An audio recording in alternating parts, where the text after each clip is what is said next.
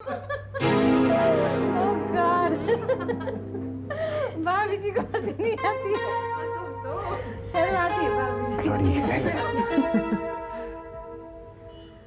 शरीफों के घर में बिना इजाजत के या तो चोर घुसा करते हैं या उचक्के। ये कौन है, चोर या उचक्का? चलो इन्हीं से पूछ लेते हैं। क्यों भाई, कौन हो तुम और अब क्या चुराने आए हो? जब कहो ना, बोलती क्यों बंद हो गई? मैं कॉलेज का बॉक्सिंग चैंपियन रह चुका हूँ। अगला कदम सामने से हट जाओ वरना तुम्हारी चैंपियनशिप अभी मैं मिट्टी में मिला दूंगा, समझ गए? Challenge accepted. आजा। You are under arrest. Under what? अपने भाई अशोक मल्होत्रा पर कातिलाना हमला करने का जुर्म और ये रहा तुम्हारी।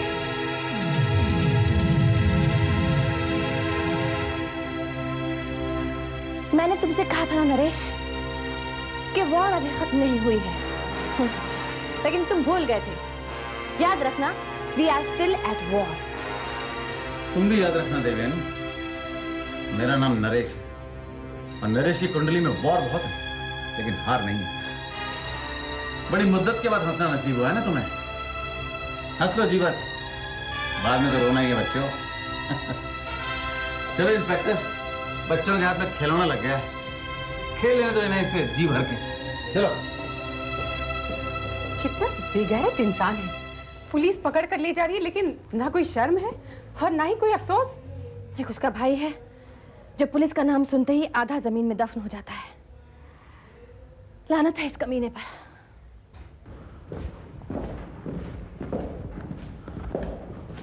दरवाजा खोलो। कमिश्नर साहब कहाँ हैं? अपने ऑफिस में।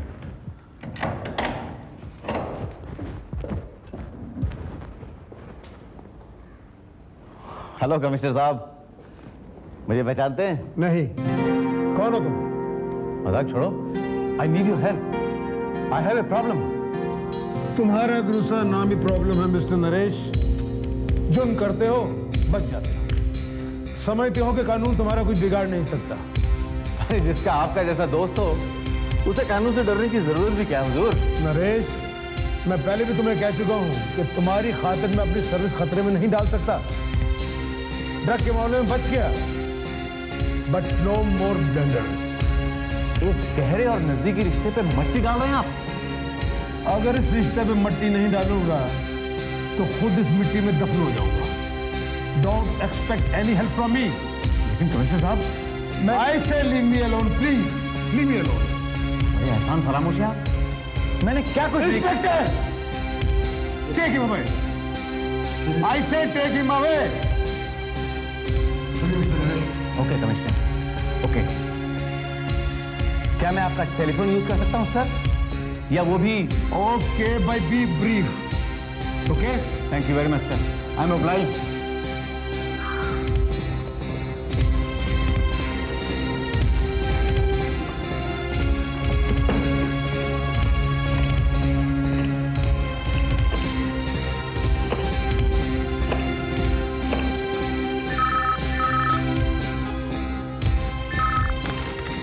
हेलो। हाँ Bharati, Bharati your friend is in trouble. Trouble? अब क्या हुआ? देखो, मेरे बड़े भैया अशोक जो कि अब तक लापता थे वापस आ गए हैं। उनके वापस आते ही देवयानी और करुणा भाभी ने उनके दिल में मेरे खिलाफ जहर भरना शुरू कर दिया है।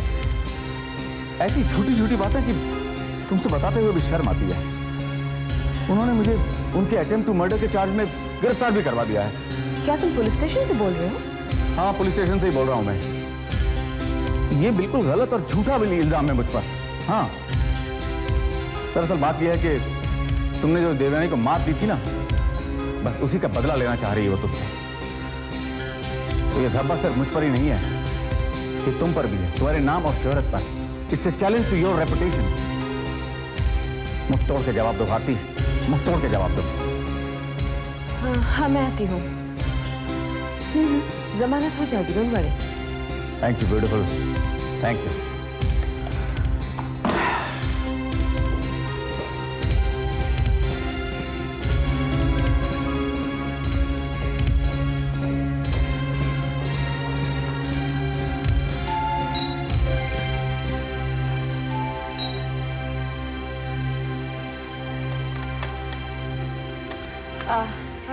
Hello, please come in.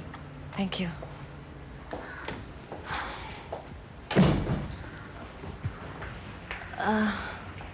Excuse, मुझे तो आप पहचानती हैं, मेरे और नरेश के बड़े भाई Ashok Malhotra. Hello miss Bharti. Hello, कहिए।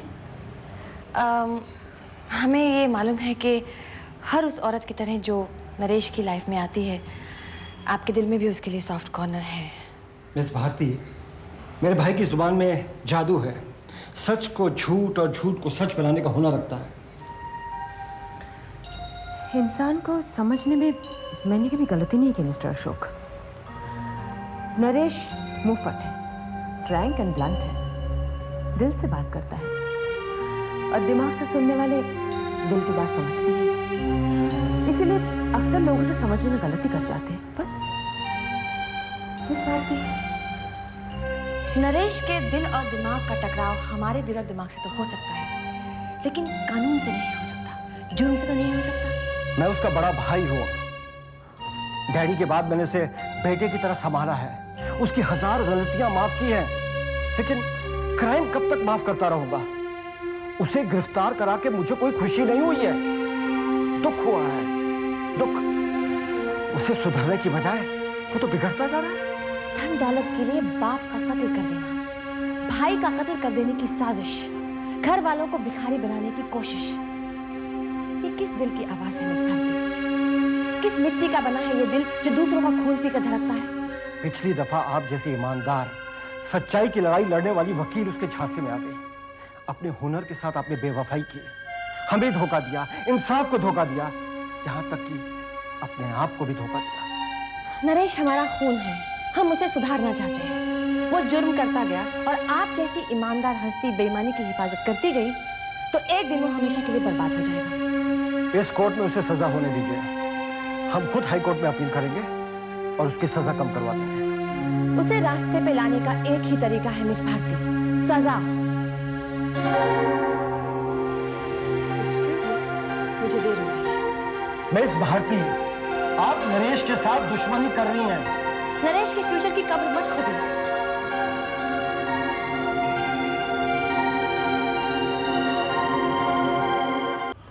Bharti, a friend in need is a friend indeed. Thank you so much. आने में देर इसलिए हुई कि जमानत के सिलसिले में जज से मिलना पड़ा। डोंट वरी, तुम्हारी जमानत 1 घंटे में हो जाएगी। Thank you. ये सब के सब हाथ धो के मेरे पीछे पड़ गए हैं भारती, हाथ धो के। शुरू से ही सब के सब जलते हैं मुझसे, ब्लडी हेल।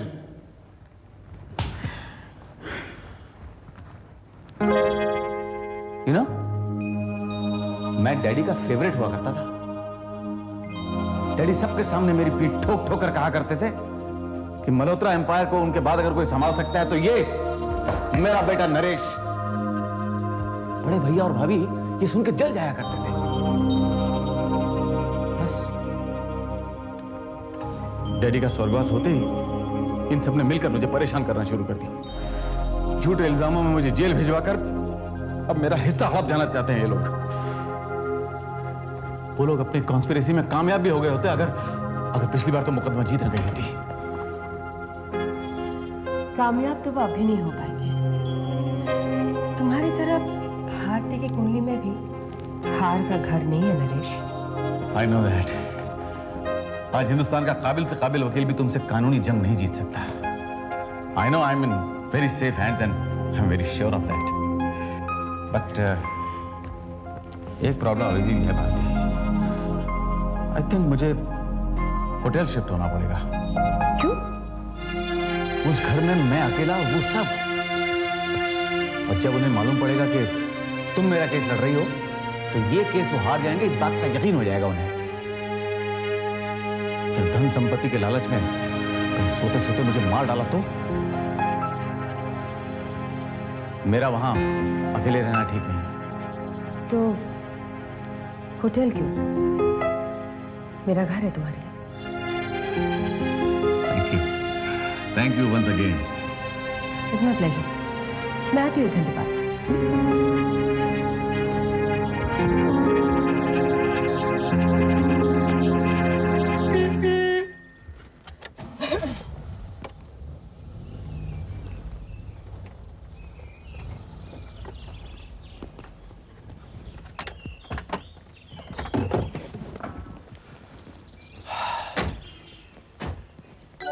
भारती, हम लोग साथ रहेंगे तो तुम्हारी बदनामी तो नहीं होगी?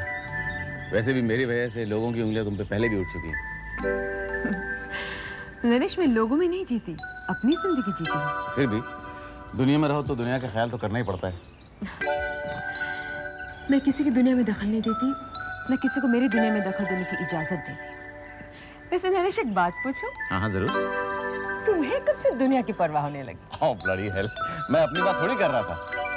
तो मेरी भी मत करो। देखो, मैं तो मर्द हूँ और मैं आज की औरत हूँ जो हर फील्ड में मर्द को पीछे छोड़ चुकी है। ये मर्द की रट लगाना छोड़ दो। सभ्यता करवट ले चुकी है, उसे न तुम रोक सकते हो, न मैं, न कोई और। अब चलो।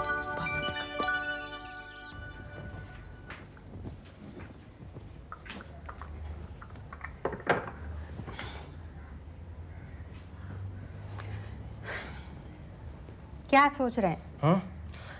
नरेश की होशियारी और एक होशियार औरत की बेवकूफ़ी के बारे में सोच रहा हूँ। नरेश ने उस पर क्या जादू कर रखा है कि उसके खिलाफ एक लफ्ज भी सुनने के लिए तैयार नहीं है। भारती के नरेश के साथ नाजायज संबंध भी हैं। सच कह रही हो? अरे इसीलिए तो बरखा उससे अलग हुई है। ये बात है, तभी उसने अपने कानों में रुई डाल रखी है। जी हाँ, ऐसे महान हैं आपके भ्राता जी। लेकिन आप गोली मारिए इस गम की कहानी को। इतने अरसे बाद मिले हैं, कुछ अपनी सुनाइए, कुछ हमारी सुनिए। हमें तो जो याद था हमने आपको बता दिया। ठीक है, तो फिर हमारी सुन लीजिए। आप सुनाइए। हमारे बिगैर कैसे कटी दिन रात? कुछ मत पूछिए, बस यूँ समझ लीजिए जैसे भूकंप आ गया था हमारी ज़िंदगी में। हर वक्त आंखों से आंसू टपकते रहते थे। न भूख लगती थी, न प्यास लगती थी, और जैसे जैसे वक्त गुजरता गया आपके मिलने की उम्मीद भी बुझती चली गई। एक बार तो तंग आकर मैंने जहर खाकर सो जाने का फैसला कर लिया था। जहर? जी हाँ, जुदाई सहन नहीं हो रही थी और तभी एक दिन सनी ने आपको देखा। उसने आपसे बात करना चाहा पर आपने उसे पहचाना नहीं। फिर वो भागा भागा हमारे पास आया, लेकिन जब तक हम लोग वहाँ पहुँचे आप पता नहीं कहाँ गायब हो गए थे। मुझे तो कुछ याद नहीं है। बहुत ढूंढा पर नहीं मिले। आप जिंदा हैं, सलामत हैं, ये जानकर हमारी जान में जान आ गई थी। बस यूँ समझ लीजिए जैसे उम्मीद का बुझता हुआ दिया फिर से टिमटिमाने लगा था।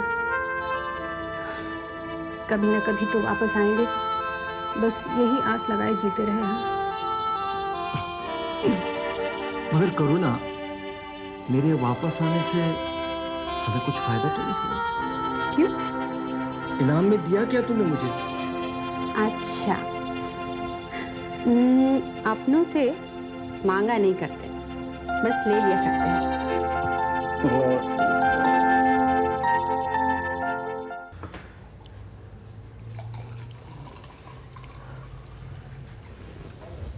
हाँ, तो क्या बोल रही थी तुम कि अशोक भैया और देवयानी यहाँ आए थे तुम्हें मेरे खिलाफ भड़काने के लिए? हाँ नरेश, वो दोनों इतने कन्विक्शन के साथ बोल रहे थे कि थोड़ी देर के लिए मैं सोच में पड़ गई कि वो सच तो नहीं बोल रहे। अरे मेरा भाई और मेरी बहन बड़े कमाल के एक्टर्स हैं। इतने कन्विक्शन और मासूमियत के साथ एक्टिंग करेंगे कि सामने वाले का यकीन डगमगा जाएगा। बताओ, क्या जरूरत है मुझे किसी भी फैमिली मेंबर को हैरेस करने की या नुकसान पहुंचाने की? क्या कमी है मुझे? डैडी का दिया हुआ मेरा हिस्सा इतना ज्यादा है कि राजा महाराजाओं की तरह रहूं मैं जिंदगी भर, तो भी कमी नहीं आएगी मुझे। लालची तो वो लोग हैं, अंधे हो गए हैं धन के लोभ में। बस साजिशों का जाल बुनते रहते हैं मेरे खिलाफ ताकि मेरा हिस्सा हड़प सके।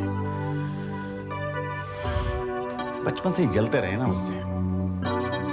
मैं तुमसे बता चुका हूं ना एक बार कि डैडी सबसे ज्यादा प्यार मुझे ही किया करते थे और सबसे ज्यादा भरोसा भी।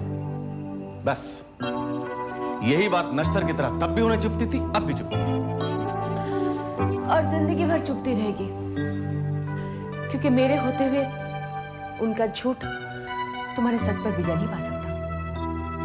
यही गारंटी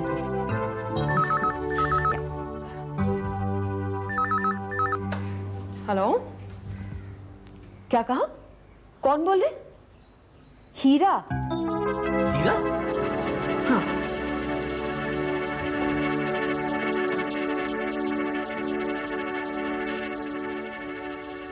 हेलो, क्या नाम बताया तुमने? एक ही नाम है, जैसे जौहरी हीरा कहते हैं। तुम तो हीरा का गला काटने के वास्ते फूल का पत्ती चाहिए, बॉम्ब नहीं नरेश सेठ। मुर्दा कब्र फाड़ कर बाहर आया हिसाब बराबर करने के लिए। जल्दी बोलो, कब और कहाँ मिलोगे? मैं किसी हीरा वेरा को नहीं जानता, रॉन्ग नंबर।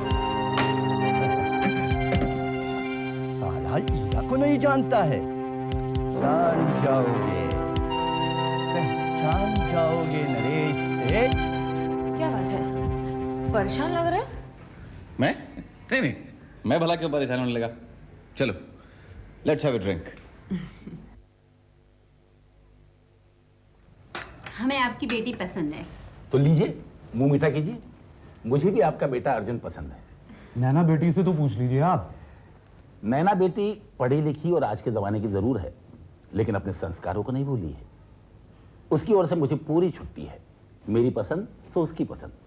लीजिए, अब तो मुंह मीठा कीजिए। अंकल, हमें दहेज वगैरह कुछ नहीं चाहिए। ये तो अच्छी बात है, बहुत ही अच्छी बात है। दहेज की लानत को तो आज का नौजवानी खत्म करेगा, वरना तो। लेकिन हमारी एक शर्त है। कैसी शर्त? आपकी बेटी को नौकरी छोड़नी पड़ेगी। जी हाँ, भगवान का दिया तो हमारे पास सब कुछ है। अगर वो नौकरी करेगी तो घर कौन संभालेगा? और मेरी तो हिम्मत अब रही नहीं, और नौकर चाकरों से घर चलता नहीं, ये तो आप अच्छी तरह जानते हैं। नैना बेटी, मैं यही हूँ पापा, और मैंने इनकी शर्त भी सुनी है, जो मुझे मंजूर नहीं। क्या मैं पूछ सकता हूँ क्यों? क्या मैं भी पूछ सकती हूँ क्यों? औरतों का नौकरी करना मुझे पसंद नहीं है। और अगर मैं ये कहूँ कि मर्दों का नौकरी करना मुझे पसंद नहीं? कैसी अजीब बात कर रही हैं आप? जो बात आपने कही वही मैंने कही, तो फिर मेरी बात अजीब कैसे हो गई? आप औरत हैं। इसलिए कैद जरूरी है, right? By the way, Indira Gandhi भी औरत थी, और ब्रिटेन और इजराइल की प्राइम मिनिस्टर भी औरत ही थी। मुझे आपकी बात करने का अंदाज पसंद नहीं आया। और मुझे आपके बात सुनने का अंदाजा अच्छा नहीं लगा। So we quit, right? No hard feelings? आप लोग तो खामखा के डिबेट में उलझ गए। अच्छा, आज्ञा दीजिए। जिस तरह से बेटी अपने बाप की मर्जी को नहीं ठुकराती, उसी तरह से बाप भी अपनी बेटी की मर्जी को नहीं ठुकराता। I am sorry. नमस्ते। नमस्ते। मिस्टर अर्जुन, लगता है आप अब तक 19th सेंचुरी की नींद की खुमार में हैं। It's the 20th century. Wake up before it's too late. Bye bye.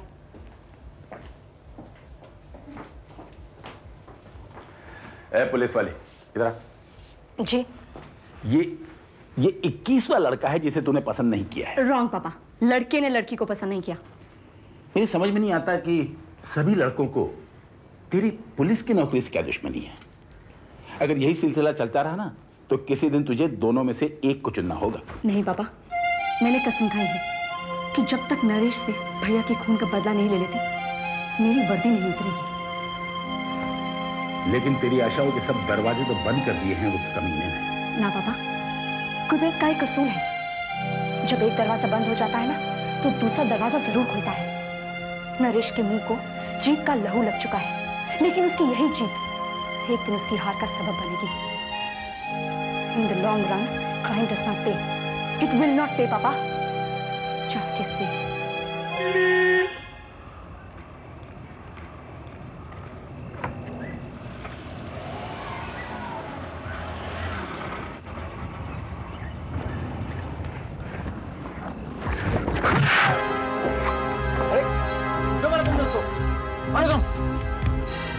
तुम्हारा खादेम गुलाम। आवाज नहीं पहचानी थी, शक्ल पहचानोगे? इतने अरसे के बाद मिले हैं, गले नहीं लगाओगे हमको? तुम बच कैसे गए? जाको राखे साइया, मार सके ना खोए। हीरा तो फिर हीरा ही है, जबरदस्त ममता साला, लेकिन हमसे कुछ कम। क्या चाहते हो? हिसाब बराबर करना। कैसे? 3 तरीके हैं। एक, पुलिस में जाकर तुम्हारे कच्चा खड़ी करना। 2, तुम्हारा गर्दन उड़ा देना। 3, तुमसे कीमत वसूल करना। तुम्हें अंदर करा के या तुम्हारा गर्दन उड़ा के हमको क्या मिलेगा? कुछ नहीं, इसलिए कीमत चाहिए। कितनी? ज्यादा नहीं, 10 लाख।